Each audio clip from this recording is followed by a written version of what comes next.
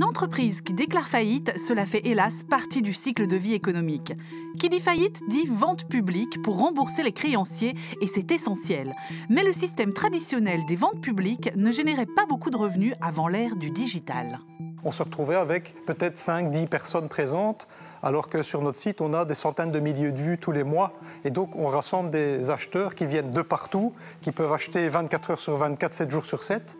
Et ça permet de faire augmenter les prix de vente, évidemment, au profit des créanciers, de la personne qui est en faillite. Une bonne manière d'éviter les soucis à un grand nombre de gens, à commencer par la personne en faillite qui devra, le cas échéant, être solidaire et risque donc de devoir rembourser pendant des années. Avec la digitalisation, toute cette procédure de liquidation peut être mieux encadrée, mieux promotionnée et donner de meilleurs résultats. L'intérêt, c'est la transparence, parce qu'évidemment, ce sont des enchères qui sont quand même dans un cadre avec un cahier des charges qui est assez strict. Et comme ça, tout le monde sait dans quelles conditions il achète. C'est la garantie pour tout le monde, c'est la garantie pour l'acheteur, c'est la garantie pour les créanciers.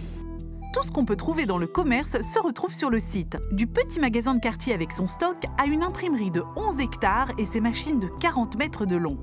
Fitness, vêtements, Horeca et même magasin de jouets. Comme ici, la Grande Récré, 15 magasins au stock écoulé en quelques jours. Tout le monde s'y retrouve. Le client qui peut acquérir des biens qu'il n'aurait peut-être pas pu acquérir à ce moment-là parce qu'il n'avait pas les financements nécessaires. La personne qui est en faillite qui récupère un maximum. Tous les biens sont testés et en état de fonctionnement. De nombreuses photos sont proposées et des jours de visite sont prévus où les clients viennent constater l'état du bien. Les voitures roulent et démarrent, mais sont vendues, selon la formule consacrée, dans un état bien connu de l'acheteur. L'idée n'est pas seulement de faire de bonnes affaires, mais aussi de donner une seconde vie à des objets qui sont encore largement utilisables.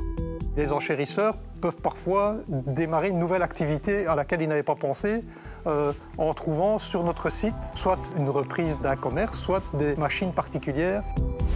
Nous voici dans une salle de fitness qui a dû fermer prématurément ses portes, notamment à cause du Covid, avec du matériel professionnel censé durer 10 ou 15 ans et qui n'a servi que 18 mois.